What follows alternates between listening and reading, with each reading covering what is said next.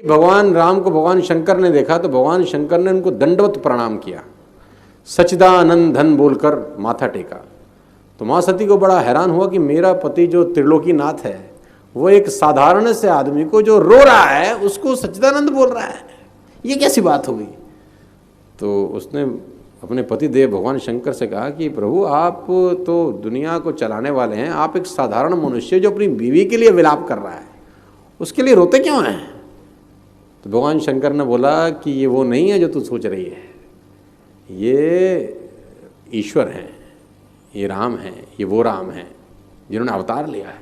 लेकिन सती को ये बात समझ में आई नहीं। बोला अवतार लेने वाला व्यक्ति अपनी पत्नी के वियोग में रो रहा है, ये तो जार जार होकर रो रहा है। तो भगवान शंकर ने बोला माता शक मत करो, लेकिन कभी कभी स्वभाव से भी आदमी शक करने लगता है और शक कितना बुरा असर डालता है मैं आपको बताना चाहूँगा।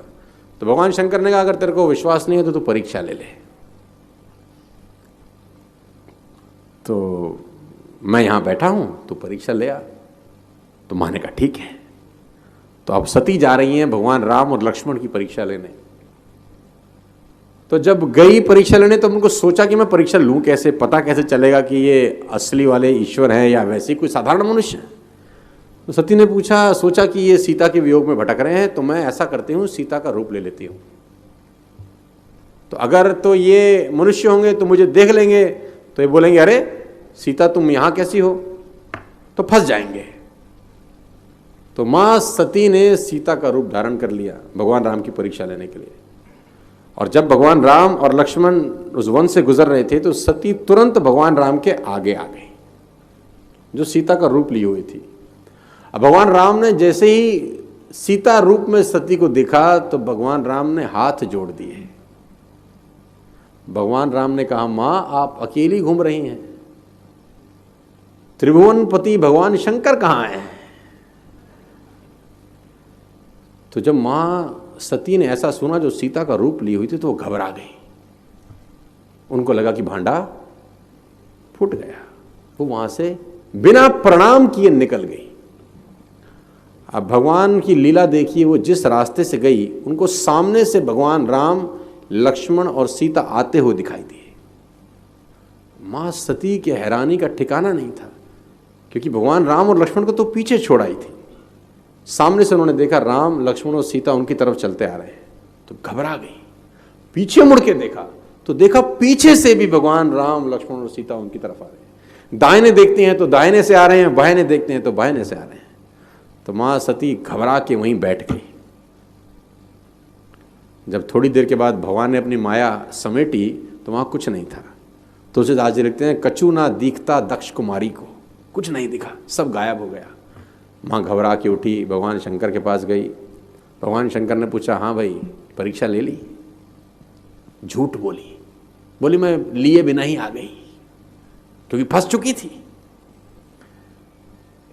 भगवान शंकर ने आंख बंद करी। तब शंकर की जो धरी ध्यान रखा और सती जो चरित्र की ने सब जाना, जो सती ने चरित्र किया था सब जान लिया। और यहाँ गुरु की कितनी बड़ी महिमा है। तो भगवान शंकर को लगा कि इन्होंने मेरी माँ का रूप लिया, अब इनके साथ पत्नी के साथ संबंध नहीं हो सकता। भगवान शंकर ने त्याग कर दिया कि इन्होंने मेरे, कहते हैं कि त्याग आचरण का विषय है, उच्चारण का विषय नहीं है। हिंदुस्तान में उल्टा है, त्याग उच्चारण का विषय हो जाता है। तो भगवान शंकर ने आचरण से बता दिया कि भाई मामला अब यहाँ तक सिमट गया है। आप समाज में जहाँ भी रहेंगे तो आपके पास बहुत सारे लोग आएंगे, कुछ गलतियाँ भी करेंगे, कुछ अच्छा काम भी करेंगे। जब भी किसी की प्रशंसा कीजिए तो पूरी महफिल में कीजिए कि ये व्यक्ति ने अच्छा काम किया। लेकिन अगर किसी की शिकायत या उसकी आलोचना करना है, उसे डांटना है तो उसे अकेले में समझाइए। और डांटने के बाद उसमें इस तरह से कर दीजिए, उसमें प्रशंसा मिला दीजिए। कोई गलती कर दिया, मान लीजिए आपका छोटा भाई नहीं पढ़ाई किया, गलत कम नंबर लाया, तो उसे डांटिए कि, लेकिन अकेले में डांटिए कि इतना कम नंबर क्यों लाया। फिर उसे एक उसी में एक पॉजिटिवनेस जोड़ दीजिए। तुम्हारे में इतना मेहनत, हम इसलिए डांट रहे हैं कि तुम कर सकते थे लेकिन क्यों नहीं किए।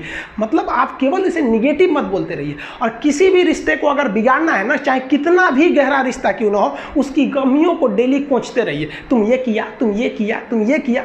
यार दुनिया का कोई रिश्ता चौपट हो जाएगा, गलतियां सबसे हो जाती हैं, लेकिन दोबारा गलती नहीं होना चाहिए। जब भी किसी की आलोचना करिए तो उसमें एक छोटी सी प्रशंसा जोड़कर ही उस आलोचना को खत्म कीजिए कि शुरुआत तो डांटने से किए थे, बाद में उसका हौसला बढ़ा के हंसी मजाक में उसे निकाल दीजिए, बीच बीच में उसे फिर एहसास दिलाइए, लेकिन बार बार कमियों को नहीं गिनाना चाहिए। महाभारत देखिएगा, महाभारत में जो कृष्ण भगवान थे वो कौरवों के बीच गए संदेशा लेके, आखिरी संदेशा, वहां पे भी उनकी भाषा देखिएगा। आप महाभारत अगर सीरीज देखिए तो भाषा देखिएगा, दुश्मन से भी इस तरह से बात कर रहे थे जैसे लगता था गुरु जी से बात कर रहे हैं। ये भाषा की मर्यादा। लेकिन आज ये वही श्याम की धरती है, ये वही पुरुषोत्तम राम की धरती है जहां लोग तहजीब भूल गए कि यार बात करना कैसा चाहिए। ये वही पुरुषोत्तम राम थे जिनके अपने भाई लक्ष्मण जी को जब शिक्षा लेनी थी ना, तो रावण के पैताने बैठे थे कि ये शिक्षा लेना है तो उसके पास झुकना पड़ेगा यहाँ पर। लेकिन आज हम लोग भूल गए हैं कि हमें बात कर, बात में तो इतना आजकल वो तहजीब ही नहीं रह गया है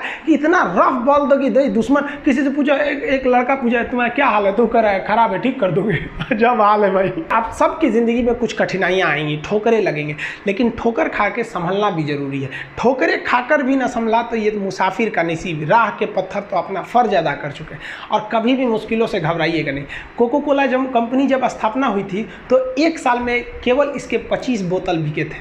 कंपनी का दिमाग हिल गया था। लेकिन आज के समय में दुनिया में हर जगह कोको कोला बिकता है और इसने तो फिजिक्स को उल्टा कर दिया।